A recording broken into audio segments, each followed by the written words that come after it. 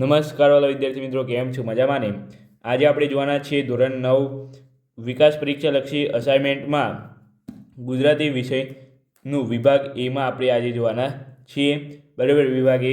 તો વિડીયોને like, share અને સબસ્ક્રાઈબ કરવાનું ભૂલતા નહીં. વિડીયોને અવશ્યપણે તમારા મિત્રોને શેર કરી દેજો, જેથી કરીને અમને પણ આનું સંપૂર્ણ સોલ્યુશન મળી રહે જલ્દીથી જલ્દી. તો ચાલો આપણે હવે આનું સંપૂર્ણ સોલ્યુશન જોઈ લઈએ વિદ્યાર્થી મિત્રો. તો આનું સંપૂર્ણ સોલ્યુશન જોવું હોય તો નીચે લિંક તમને દરેક વિષયની લિંક આપેલી છે, તો ત્યાં જઈને તમે દરેક વિષયનું સોલ્યુશન જોઈ શકો છો. બરાબર, તો અહીંયા વિકાસ પરીક્ષાલક્ષી અસાઇનમેન્ટ આદર્શ પ્રશ્નપત્ર સહિત ધોરણ 9. તો ચાલો હવે આપણે ગુજરાતી વિષયનું સંપૂર્ણ સોલ્યુશનમાં વિભાગે આજે વિડીયો લઈને આવ્યા છીએ, તો એનું સંપૂર્ણ સોલ્યુશન જોઈએ. વિદ્યાર્થી મિત્રો, આપણે વિભાગ એનું સંપૂર્ણ સોલ્યુશન જોઈ લઈએ એ પહેલાં આપણે અહીં પ્રશ્નનું પરિરૂપ માળખું જોઈ લઈએ. બરાબર, તમારે શું શું હશે? તો અહીં ગુજરાતી. બરાબર, એમાં આપણે આજે ગંધ વિભાગ એ જોઈ લઈએ, એમાં શું શું પૂછાય છે. સંપૂર્ણ અભ્યાસક્રમ રહેશે તમારે અહીંયા. તો અહીં તમારે જોવાનું રહેશે હવે કે જોડકા યોગ્ય રીતે જોડીને ફરીથી લખો. બરાબર, પ્રત્યેકનું 1 ગુણ, કુલ ગુણ એવા 4 તમારે પ્રશ્ન ક્રમાંક 1, 2, 3, 4 જોડકા પૂછાશે, એટલે ટોટલ 4 ગુણ રહેશે. એમાં તમારે કર્તા, કૃતિ, સાહિત્ય પ્રકાર, કૃતિ, પાત્ર, યુક્તિ. બરાબર, આ પ્રકારે જોડકા હોઈ શકે છે. એ આપણે હમણાં જોઈ લઈએ છીએ કયા પ્રકારના હશે. ત્યાર પછી કૌંસમાં આપેલ શબ્દમાંથી યોગ્ય શબ્દ પસંદ કરીને ખાલી જગ્યા પૂરો. પ્રત્યેકનો 1 ગુણ. આવી તમારે 4 ખાલી જગ્યાઓ પૂછાશે. પ્રશ્ન ક્રમાંક 5, 6, 7, 8 એટલે કે એના પણ 4 ગુણ. ત્યાર પછી એક એક વાક્યમાં ઉત્તર લખવાનું છે. પ્રત્યેકનો 1 ગુણ. પ્રશ્ન ક્રમાંક 9 અને 10 હશે, જેના 2 ગુણ રહેશે. ત્યાર પછી તમારે આપેલ પ્રશ્નોના 3 કે 4 વાક્યમાં ઉત્તર લખો. ગમે તે 2 પ્રશ્નો લખવાના છે. પ્રશ્ન ક્રમાંક 11, 12 અને 13. બરાબર, 3 પ્રશ્નો હશે, એના તમારે ગમે તે 2 લખવાના હશે. એમાંથી એના તમને 4 ગુણ મળશે. ત્યાર પછી ઈમાં આપણે જોઈએ તો આપેલ પ્રશ્નો 8 થી 10 વાક્યમાં ઉત્તર લખો. મુદ્દાસર ઉત્તર લખવાના છે. બરાબર, ગમે તે 2 લખવાના છે. પ્રશ્ન ક્રમાંક 14, 15 અને 16, એના 6 ગુણ રહેશે તમારે. ત્યાર પછી વિભાગ બીની આપણે વાત કરીએ, પંદ વિભાગ. બરાબર વિદ્યાર્થી મિત્રો, પંદ વિભાગ જોડકા યોગ્ય રીતે જોડીને ફરીથી લખો. પ્રત્યેકનો 1 ગુણ. પ્રશ્ન ક્રમાંક 16, 17, 18, 19, 20, 4 ગુણ રહેશે. એમાં તમારે આગળ આપણે વાત થઈ એ પ્રમાણે છે. કર્તા, કૃતિ, સાહિત્ય, કર્તા, ઉપનામ. અહીંયા પાત્ર અને યુક્તિ નથી. બરાબર, તો આ તમારે ફાયદો રહેશે. ત્યાર પછી અહીં તમે જોઈ શકો છો કે કૌંસમાં આપેલ શબ્દમાંથી યોગ્ય શબ્દ પસંદ કરીને ખાલી જગ્યા પૂરો. પ્રશ્ન ક્રમાંક 21 થી 24 એટલે 4 ગુણ રહેશે એના. ત્યાર પછી છે આપેલ પ્રશ્નોના 1 વાક્યમાં ઉત્તર લખો. બરાબર વિદ્યાર્થી મિત્રો, એટલે આના તમારે 2 ગુણ રહેશે, 25 અને 26. ત્યાર પછી છે આપેલ પ્રશ્નોના 3-4 વાક્યમાં ઉત્તર લખો. ગમે તે 2 લખવાના છે. બરાબર, 27, 28, 29 આપ્યા છે, એમાંથી 2 લખવાના છે, એના 4 ગુણ રહેશે. ત્યાર પછી આગળ આપણે જોઈ લઈએ ઈ વિભાગમાં. અહીં તમારે આપેલ પ્રશ્નોના 8 થી 10 વાક્યમાં મુદ્દાસર ઉત્તર લખો. ગમે તે 2 લખવાના છે. પ્રશ્ન ક્રમાંક 30, 31, 32, એના તમારે 6 ગુણ રહેશે. ત્યાર પછી અહીં તમારે વિભાગ સી આપેલો 6. બરાબર વિદ્યાર્થી મિત્રો, તો ખાસ કરીને જોઈ લેજો કે નીચે આપેલ વિકલ્પમાંથી યોગ્ય વિકલ્પ પસંદ કરીને ઉત્તર લખો. પ્રત્યેકનો 1 ગુણ. પ્રશ્ન ક્રમાંક 33 થી 40. બરાબર, 8 ગુણ રહેશે તમારે આના. ત્યાર પછી માગ્યા મુજબ ઉત્તર લખો. પ્રત્યેકનો 1 ગુણ. પ્રશ્ન ક્રમાંક 41 થી 52, એના તમારે 12 માર્ક્સ રહેશે. ત્યાર પછી વિભાગ ડીની અર્થલેખનની વાત કરી લઈએ આપણે. તો વિભાગ ડી અર્થલેખનમાં તમારે અર્થ વિસ્તાર ગમે તે 2માંથી 1 લખવાનો છે. પ્રશ્ન ક્રમાંક 53 થી 53 અથવા 53 એટલે એના 4 ગુણ રહેશે. 2માંથી 1 લખવાનું. અહેવાલ અથવા પત્ર લેખન ગમે તે 1 લખવાનું, એના 4 ગુણ રહેશે.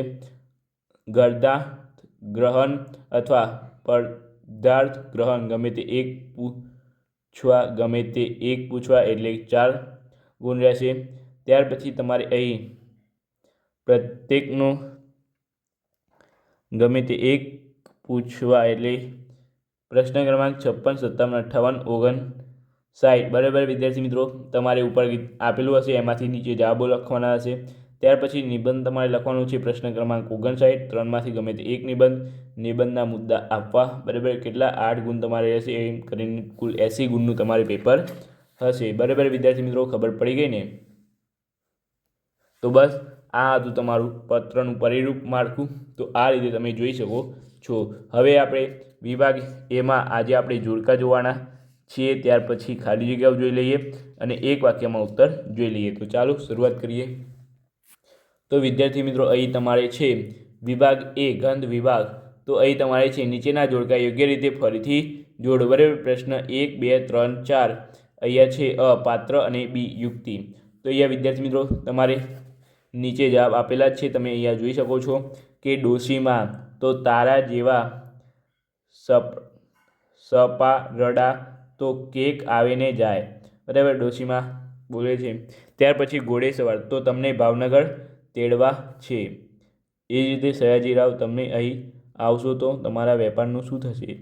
એ જ રીતે 4 નંબર છોડો એલા તમને નમક હલાલ કે નમક હરામ એ રીતે જોવાના છે. એ જ રીતે અહીં તમારે આગળ જોઈએ આપણે તો કૃતિ બી સાહિત્ય પ્રકાર છે.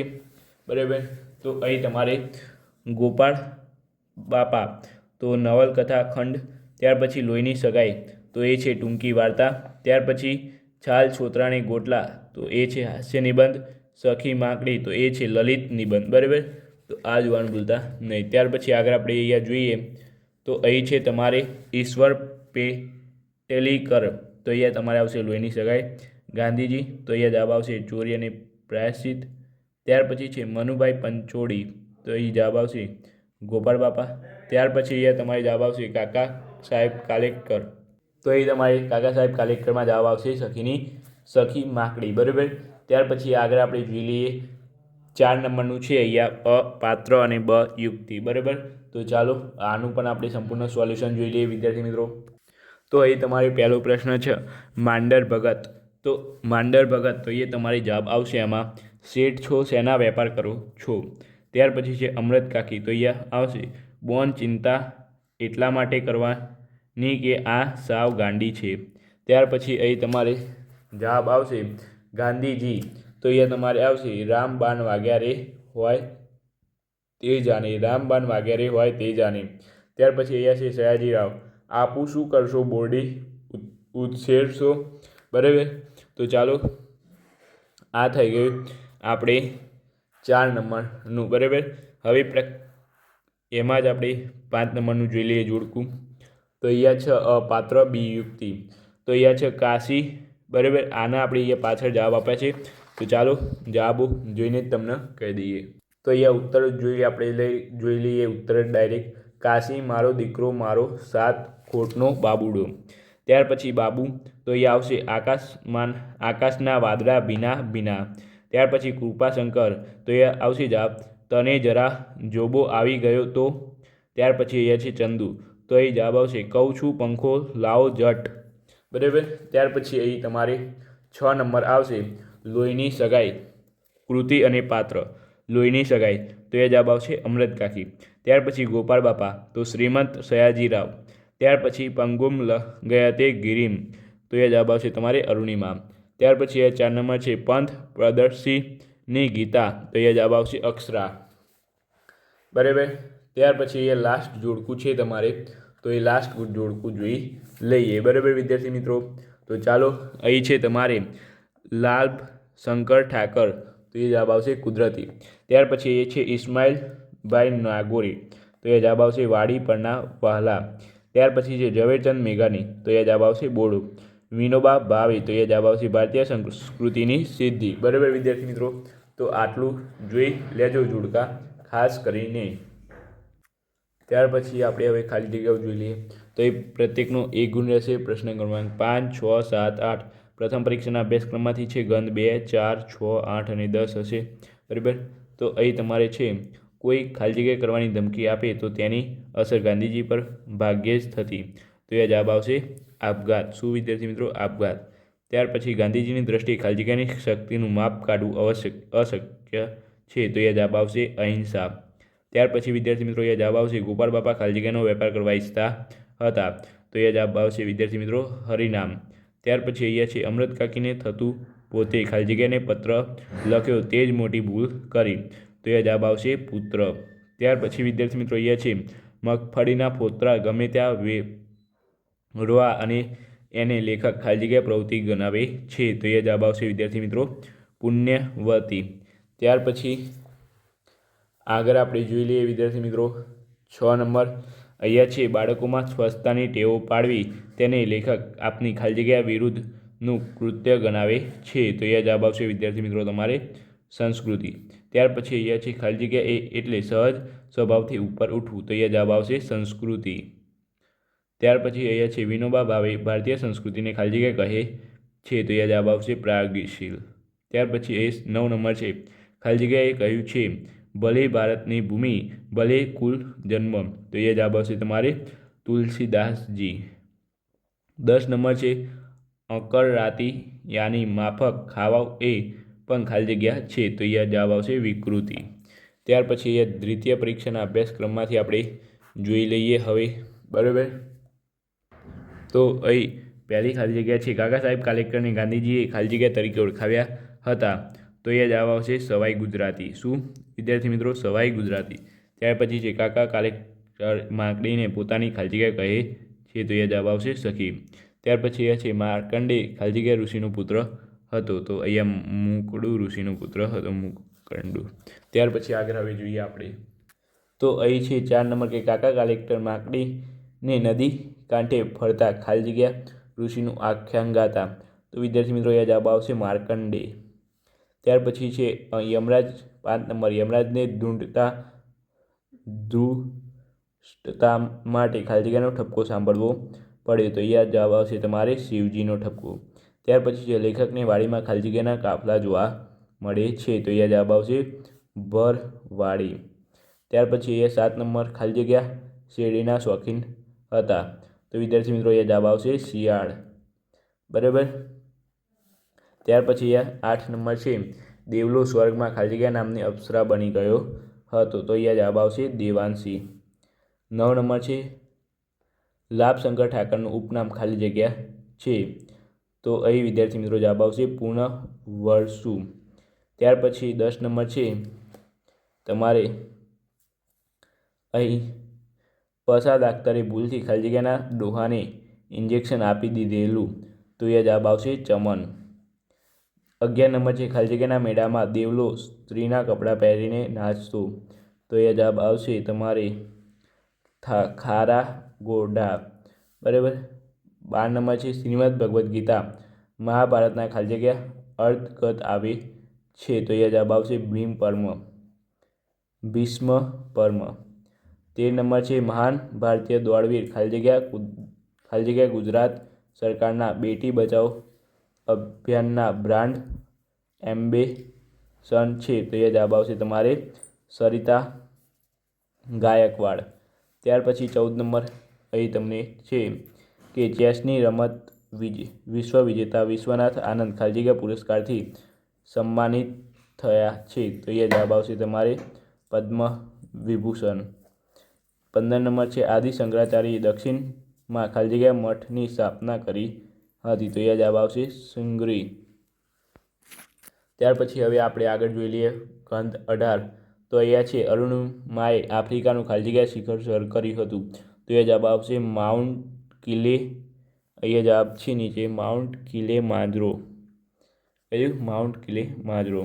ત્યાર પછી અરુણિમાએ હોસ્પિટલની પથારીમાં જ ખાલી જગ્યા કરવાનો નિર્ણય કર્યો હતો. તો પર્વતારોહણ.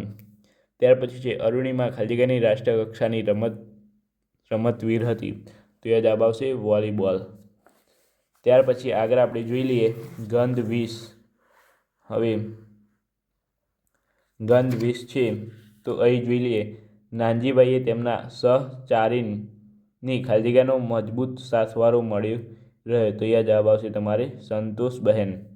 ત્યાર પછી 2 નંબર નાનજીભાઈએ પોરબંદરમાં ખાલી જગ્યાની સ્થાપના કરી હતી. તો ભારત મંદિર. 3 નંબર વિજ્ઞાન અને અવકાશના ઉત્તમ નિદર્શક માટે નાનજીભાઈએ ખાલી જગ્યાની રચના કરી. તો અહીં જવાબ આવશે તારા મંદિર. 4 નંબર નાનજીભાઈએ ગાંધીજીના જન્મ સ્થળે જગત વિખ્યાત ખાલી જગ્યાનું સર્જન કરાવ્યું. તો જવાબ આવશે કીર્તિ તોરણ. આગળ ગંધ 22. અહીં તમારે છે સોળો ખાલી જગ્યા ગામનો રહેવાસી હતો. તો એ જવાબ આવશે ભૂથલી. 2 નંબર સમઢિયાળા ગામની ડોશીને પજે સંઘજી ઠાકરે કાયમી ખાલી જગ્યા આપી? તો એ જવાબ આવશે પટલાઈ. 3 નંબર છે મહારાજ એ ખાલી જગ્યાને તાંબાનું પતરું માગવાનું કહ્યું? તો એ જવાબ આવશે તમારે જેસાભાઈ વજીર. 4 નંબર છે તમારી ખાલી જગ્યાને રાષ્ટ્રીય શાયરનું બહુમાન મળ્યું હતું? તો એ જવાબ આવશે ઝવેરચંદ મેઘાણી. ત્યાર પછી અહીં ગંધ નંબર 26 જોઈ લઈએ હવે આપણે.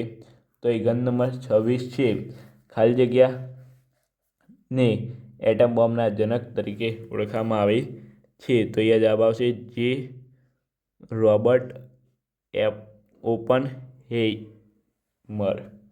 2 નંબર છે અર્જુનના પ્રશ્નોના શ્રી કૃષ્ણ જે ઉત્તર આપ્યા છે તેને ખાલી જગ્યા કહે છે? તો એ જવાબ આવશે ગીતા. 3 નંબર છે ગીતાજી અનુસાર ખાલી જગ્યાથી મૂઢતા આવે છે? મૂઢતાથી સ્મૃતિભ્રમ થાય છે અને સ્મૃતિભ્રમથી બુદ્ધિ ક્ષીણ થતી જાય છે? તો એ જવાબ આવશે ક્રોધથી મૂઢતા આવે છે અને મૂઢતાથી સ્મૃતિભ્રમ થાય છે અને સ્મૃતિભ્રમથી બુદ્ધિ ક્ષીણ થાય છે. એટલે કે ટૂંકમાં ક્રોધથી તમારી બુદ્ધિ ક્ષીણ થાય છે. ત્યાર પછી છે વિદ્યાર્થીઓનું સૌથી મહત્વનું લક્ષણ ખાલી જગ્યા છે? તો એ જવાબ આવશે જિજ્ઞાસા. બરાબર વિદ્યાર્થી મિત્રો. તો બસ વિદ્યાર્થી મિત્રો આજનો વિડીયો અહીંયા સુધી રાખીએ છીએ. ઓલરેડી 16 મિનિટ કે 17 મિનિટનો વિડીયો થઈ ગયો છે આપણો. તો વિડીયો કેવો લાગ્યો, સારો લાગ્યો હોય, આગળ કયા વિષયનું સોલ્યુશન જોઈએ છે બધું જ તમે નીચે અમને કોમેન્ટમાં જણાવો. તો ચાલો આપણે મળીશું નવા વિડીયો સાથે. Thank you so much. Video જોવા બદલ તમારો ખૂબ ખૂબ આભાર.